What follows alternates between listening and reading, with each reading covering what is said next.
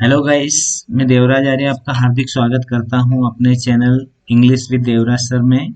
जैसा कि आप सभी को पता है, कोविड-19 यानी कोरोना वायरस के संक्रमण के कारण बच्चों की पढ़ाई का काफ़ी नुकसान हो चुका है।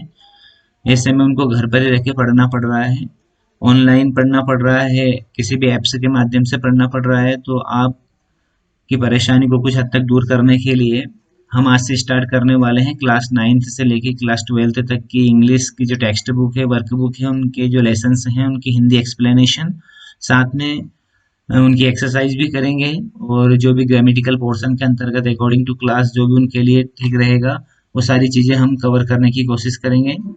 तो let's start lesson first. Teach me to listen Lord. Teach me to listen Lord का अर्थ होता है, हे प्रभु मुझे सुनना सिखाइए। टीच यानी सिखाइए, मी यानी मुझे, लिसन यानी सुनना, लॉर्ड यानी ईश्वर। हे प्रभु मुझे सुनना सिखाइए। तो हम इस पोइम को, इस प्रेयर को स्टार्ट करें उसके पहले हम अबाउट द पोइम यदि पढ़ लेंगे तो हमको ये बहुत अच्छे से समझ में आ जाएगी। अबाउट द पोइम क्या है? We know the difference between hearing and listening. हम सभी हियरिंग और लिसनिंग में क्या अंतर होता है सभी जानते हैं कि हियरिंग और लिसनिंग किसे कहते हैं। हियरिंग यानी होता है सुनना और लिसनिंग यानी भी सुनना होता है। तो हियरिंग का अर्थ होता है जैसे हमारे कानों में दिन भर में यानी कितनी आवाजें आती हैं, उन सब आवाजों को हम सुनते हैं। कुछ काम की आवाज भी रहती है, कुछ बिना काम की आवाज भी रहती है, तो वो सब हमारे कानों तक अपने आप आती है। और लिसनिंग का अर्थ ये होता है जब हम किसी चीज को अटेंटिवली ध्यान पूर्वक सुनते हैं तो उसे लिसनिंग कहा जाता है। जैसे हम किसी प्रवचन में जाते हैं और प्रवचनकर्ता की बात को ध्यान से लगा के सुनते हैं, क्लास में बैठते हैं तो टीचर की बात को सुनते हैं, वो सब उसको बोला जाता है लिसनिंग यानी सुनना। It is widely accepted that listening is a skill that is acquired through dedication and practice। और ऐसा विस्तृत रूप से माना गया है, एक्सेप्टेड किया गया है कि लिसनिंग एक ऐसा गुण होता है जो एक्वायर्ड होता है, प्राप्त होता है थ्रू डेडिकेशन एंड प्रैक्टिस। किसके द्वारा प्राप्त होता है? समर्पण और अभ्यास के द्वारा। यानी जो सुनने की जो कला होती है वो हम कैसे प्राप्त कर सकते हैं? समर्पण से और साथ में अभ्यास के द्वारा। It is sad that a good person is invariably a good listener. ऐसा कहा जाता है कि एक अच्छा इंसान आवश्यक रूप से, निश्चित रूप से एक अच्छा श्रोता होता है, एक अच्छा सुनने वाला होता है। The poem in the form of prayer tells us to be good listeners. यह जो कविता है यहाँ एक प्रार्थना के रूप में है जो हमको कहती है कि हमें एक अच्छा लिसनर बनना चाहिए। We should begin by listening to those who are the nearest. हमें सुनना उन लोगों से शुरू करना चाहिए जो हमारे बिल्कुल पास में है। We may find out that, हम इस चीज को जान सकते हैं, although they do not speak it aloud yet they all want our attention and recognition। यद्यपि वे हमसे कह नहीं पाते हैं, हमारे जो पास में लोग रहते हैं वो हमें जोर से कहकर सुना नहीं पाते हैं, बोल नहीं पाते हैं, लेकिन फिर भी येट दे ऑल वांट, वो हमारा क्या चाहते हैं? Attention and recognition. वो हमारा ध्यान चाहते हैं, हमारी संवेदना को चाहते हैं। यानी कि हमको सुनना स्टार्ट करना चाहिए उन लोगों से जो हमारे बिल्कुल पास में होते हैं। हालांकि हम उनको कैसे पहचानेंगे? वो हमसे बोल तो नहीं पाते हैं, लेकिन हम वो चाहते हैं कि हम उनके ऊपर ध्यान दें और उनको उनके साथ संवेदना रखें। The poem tells us to heed the voices. कविता कहती है कि हमें उन वॉइसेस यानी आवाजों के ऊपर ध्यान देना चाहिए which may not be with our year shot.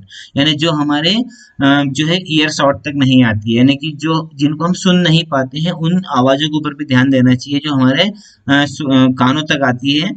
जैसे they are the voices of the people who are oppressed. और वो आवाजें किन लोगों की होती है? जो कि ओप्रेस्ड हैं। ओप्रेस्ड यानी दबे कुचले लोग हैं।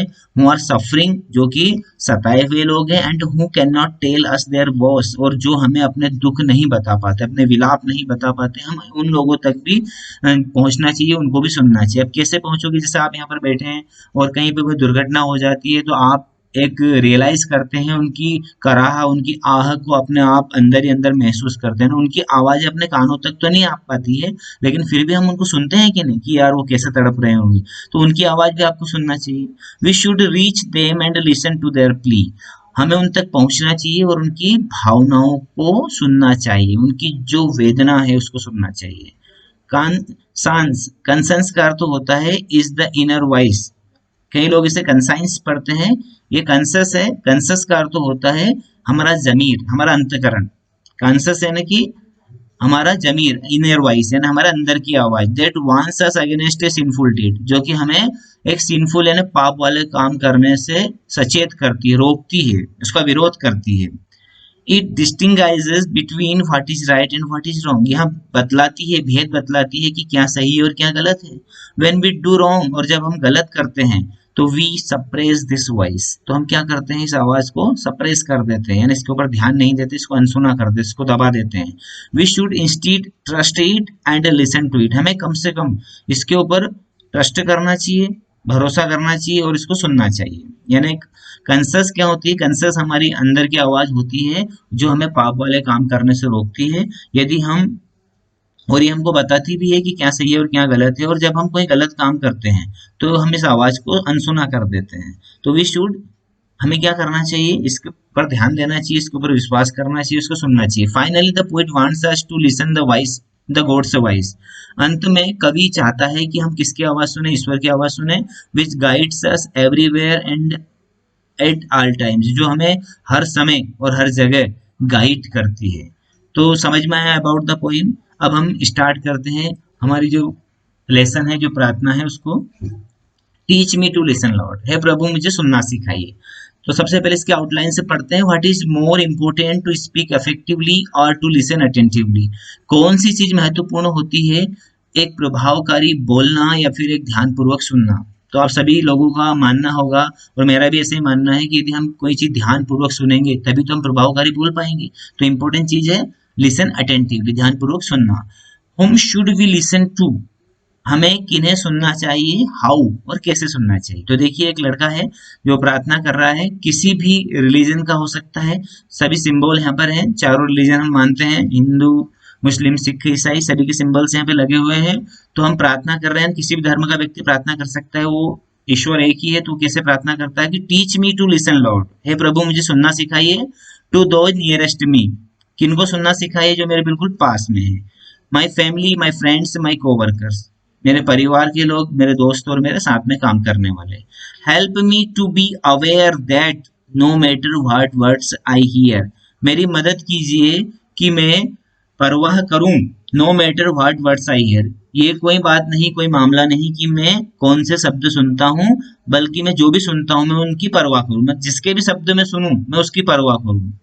The message is accept the person I am listen to me, संदेश ये है कि accept the person I am listen to me, यानी मैं जैसा भी व्यक्ति हूँ, जैसा भी मैं पर्सन हूँ, आप मुझे एक्सेप्ट कीजिए और मुझे सुनिए। तो फर्स्ट स्टेंजा में हमने पढ़ा कि ये प्रभु मुझे सुनना सिखाइए, किन लोगों को सुनना सिखाइए, जो मेरे बिल्कुल नियरेस्ट है, नियरेस्ट यानी बिल्कुल पास में है। कौन कौन पास में होते हैं, हमारे फैमिली, फ्रेंड्स और कोवर्कर्स पास में होते हैं, और मैं बिना परवाह किए उनकी आवाज सुनूं और वो भी मुझे एक्सेप्ट करे जैसा मैं हूँ, वो भी मुझे सुने। सेकंड स्टेंजा है teach me to listen Lord to those far from me, हे प्रभु मुझ उन लोगों को सुनना सिखाइए जो मुझसे फार है, फार यानी कि दूर है। The whisper of the hopeless, किनको सुनना है हमको, whisper of the hopeless, whisper का अर्थ होता है, विस्पर के ऊपर फर्स्ट लिखा है तो इसका फर्स्ट मीनिंग हम देखेंगे, लो क्वाइट वॉइस और द साउंड समबडी मैक्स, एक छोटी सी आवाज या धीमी सी आवाज जो कोई भी निकालता है, जैसे हमारे कानों में आके कोई बोलता है, धीमा सा बोलता है, उसको विस्पर कहते हैं, बुदबुदाना, फुसफुसाना। तो मैं उन होपलेस, होपलेस यानी नाउम्मीद लोगों की बुदबुदाहट को सुन सकूं। The plea of the forgotten, भूले भटके लोगों की वेदना को सुन सकूं। The cry of the engaged, cry यानी होता है करा, दर्द, आह, एंगेज्ड यानी कि जो बहुत ज्यादा भूले भटके लोग हैं, जो सताए हुए लोग हैं, उनकी कराह को भी मैं सुन सकूं। तो सेकंड स्टेंजा में हमने देखा कि हे प्रभु मुझे सुनना सिखाइए, किन लोगों को सुनना सिखाइए, जो मुझसे दूर हैं। कौन कौन है आपसे दूर, यानी किन तीन चीजों का जिक्र कवि ने किया है, जो नाउम्मीद लोग हैं उनकी विस्पर को, जो भूले भटके लोग हैं उनकी जो है संवेदना को, उनकी वेदना को, और जो सताए हुए लोग हैं उनकी कराह, उनकी आह को। थर्ड स्टेंजा में हम पढ़ते हैं teach me to listen Lord to myself, अब आपने पास के लोगों को सुन लिया, दूर से आती हुई आवाजों को सुन लिया, अब आपको खुद की आवाज भी सुनना सीखना चाहिए कि हे प्रभु मुझे खुद को सुनना सिखाइए। खुद को कैसे सुनेंगे, जैसे हमने अबाउट द पोइम में पढ़ा था, help me to be less afraid, मेरी मदद कीजिए कि मैं बिना डरे, to trust the voice inside in the deepest part of me, बिना डरे उस आवाज के ऊपर ट्रस्ट कर सकूं जो मेरे अंदर से आती, डीपेस्ट पार्ट ऑफ मी, मेरे बिल्कुल अंतरात्मा से आती। और अंतरात्मा की जो आवाज होती है उसे हम जमीर कहते हैं कि हे प्रभु मुझे हिम्मत दीजिए कि मैं अपनी अंदर की अंतरात्मा की आवाज को, अपने जमीर की आवाज को सुन सकूं। और जैसा कि हमने अबाउट द वही में पढ़ा था कि जमीर की आवाज क्या होती है, ये आपको पाप वाले कर्म करने से रोकती है, ये आपको बताती है कि क्या सही क्या गलत है। और जब आप कोई गलत काम करते हैं तो समझ लो कि आप इस आवाज को अनसुना कर देते हैं। तो प्रभु से हम प्रार्थना करते हैं कि मेरे अंदर इतनी ताकत दो आप कि मैं बिना डरे उस आवाज के ऊपर ट्रस्ट कर सकूं, उसको सुन सकूं, ताकि यदि मैं उसके ऊपर ट्रस्ट करूंगा तो मैं कोई गलत काम करूंगा ही नहीं।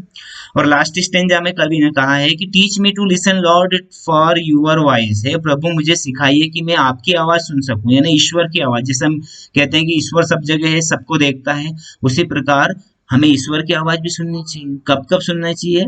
In business and in boredom, जब हम बहुत ज्यादा व्यस्त रहें या फिर हम बहुत ज्यादा फुर्सत में रहें। इन सर्टेनिटी एंड इन डाउट, जब हम बिल्कुल निश्चितता में रहें या फिर संदेह में रहें। इन नॉइज एंड इन साइलेंस, जब हम शोर शराबे में रहें या फिर शांति में रहें। Teach me to listen Lord, हे प्रभु मुझे सुनना सिखाइए ना। हमको भगवान की आवाज भी सुननी है, ईश्वर की आवाज भी सुननी है। जैसे लोग क्या करते हैं, सुख में ईश्वर को याद नहीं करते, दुख में याद करते हैं कि हे भगवान।